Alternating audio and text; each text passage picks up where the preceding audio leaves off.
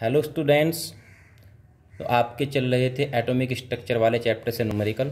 जितने न्यूमेरिकल मैंने कराए हैं उसी टाइप के न्यूमेरिकल्स आपको बाकी के करने हैं, और दूसरे न्यूमेरिकल जो अलग फॉर्मूले पर हैं वो आपको नहीं करने हैं।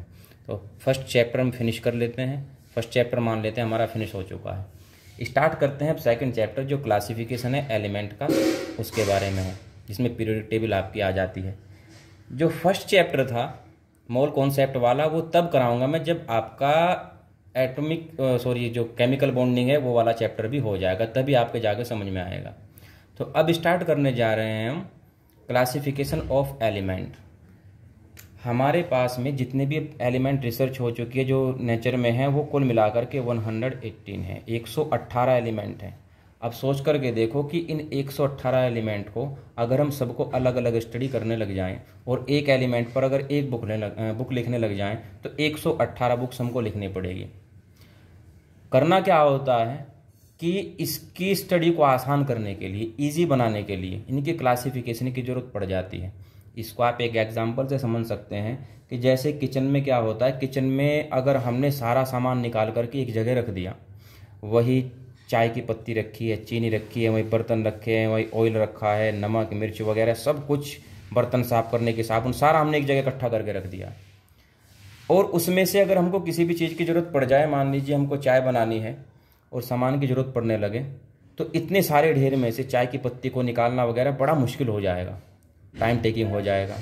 तो करते क्या हम लोग, हम किचन में अलग अलग खाने बना लेते हैं अलग अलग सामान के लिए। एक खाना हमने बनाया जिसमें चाय की पत्ती रखी है, चीनी रखी है। एक हमने खाना बनाया जिसमें हल्दी मिर्च है और नमक वगैरह रखा है। एक खाना बनाया इसमें जिसमें खाना बना रखा हमने जिसमें बर्तन वगैरह रखे हैं, इसमें गिलास अलग हैं, कटोरियाँ अलग हैं, तस्तरियाँ अलग हैं। इस तरह से हमने क्या कर रखा है, सबको अलग अलग क्लासीफाई कर रखा है। और ये क्लासिफिकेशन किस बेस पर किया है हमने, इनकी प्रॉपर्टी के बेस पर। जिसकी प्रॉपर्टी लगभग सेम सी है उसको हमने एक अलग जगह दे दी है, उसके लिए एक अलग खाना बना दिया है। तो अपना काम को इजी करने के लिए हमने क्या किया, इसको क्लासिफाई कर दिया। उसी तरह से जैसे हम किचन में करते हैं, रूम में भी हम क्लासिफिकेशन करते हैं सामानों का, हमने क्या किया, एलिमेंट को भी क्लासिफाई किया। क्या करने के लिए, उनकी स्टडी को इजी बनाने के लिए। अब ये जो 118 एलिमेंट का क्लासिफिकेशन है ये किस बेस पर है, जैसे किचन में प्रॉपर्टी के बेस पर है, यहाँ भी इनकी प्रॉपर्टी के बेस पर है। इनकी फिजिकल प्रॉपर्टी क्या है, इनकी केमिकल प्रॉपर्टी क्या है। मीन्स ऐसा करना था क्लासिफिकेशन कि कुछ ऐसे ग्रुप बन जाए जहाँ पर सेम प्रॉपर्टी के एलिमेंट आ जाए। फिर हमको करना क्या होगा, मान लीजिए कोई एक हमने ग्रुप बनाया और उस ग्रुप में 7 एलिमेंट हैं। अब हमको इन्हें अलग अलग स्टडी करने की ज़रूरत नहीं होगी, बस हम क्या करेंगे कि एक पूरे ग्रुप को स्टडी कर लेंगे। और पूरे ग्रुप को स्टडी करने का मतलब होगा कि हमने 7 एलिमेंट को स्टडी कर लिया।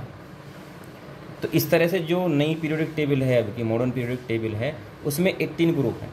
तो हमको 118 किताब लिखने की ज़रूरत नहीं है, अब 18 किताबों से काम हो जाएगा। इतना ईजी हो जाता है क्लासिफिकेशन करने के बाद।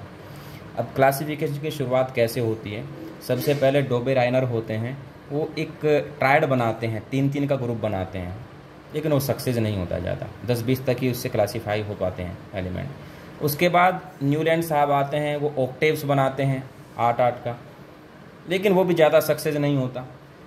तो मैं ज़्यादा हिस्ट्री में नहीं जाऊंगा इसकी, क्योंकि आपके सिलेबस से जो इनकी हिस्ट्री इनका डेवलपिंग था वो रिड्यूस हो चुका है। बस केवल इतना आपको याद रखना है आपकी जानकारी के लिए कि कोई डोबेराइनर थे और एक न्यूलैंड थे। उन्होंने भी पहले अपना प्रयास किया था, वो सक्सेस नहीं हुआ। उसके बाद सबसे बेहतरीन और दमदार प्रयास किया था मेंडलीव साहब ने। मेंडलीव साहब ने एक ऐसा प्रयास किया कि मान करके चलिए रिवॉल्यूशन ही हो गया केमिस्ट्री के फील्ड में। जैसे मेंडलीव साहब आए तो केमिस्ट्री की एक तरह से कह सकते हैं आप धारा ही बदल गई, सब कुछ बड़ा आसान हो गया। तो मेंडलीव साहब का योगदान केमिस्ट्री में मतलब टॉप 10 में आता है। खैर मेंडलीव ने क्या किया था, कैसे क्लासीफाई किया था, उन्होंने जितने भी एलिमेंट थे वो ये मान करके चलते थे कि एलिमेंट का जो एटॉमिक मास होता है, जो एटॉमिक वेट होता है, वो उसकी प्रॉपर्टी को निर्धारित करता है, उसकी प्रॉपर्टी को बताता है। अच्छा, अब दिक्कत ये थी उस टाइम तक ये नहीं पता था हमको कि एटॉमिक नंबर मेन प्रॉपर्टी बताने वाली चीज़ होती है। उस टाइम ये पता था कि एटॉमिक मास ही प्रॉपर्टी को बताता है। तो उन्होंने एटॉमिक मास को ही बेस बना लिया क्लासिफिकेशन का।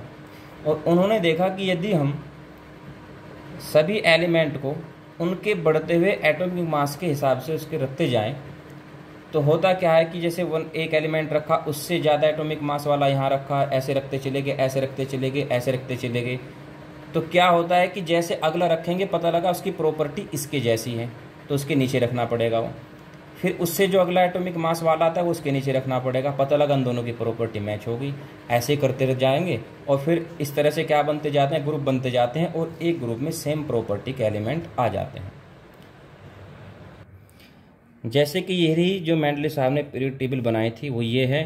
तो उन्होंने क्या किया था, जैसे लिथियम है, इससे ज़्यादा एटॉमिक मास है बेरिलियम का, तो बेरिलियम को उसके बाद रखा। फिर बोरोन का इससे ज़्यादा एटॉमिक मास आ जाता है, उन्होंने यहाँ रखा। फिर कार्बन का आ जाता है। इस तरह से फिर बाद में रिपीट होने लगते हैं।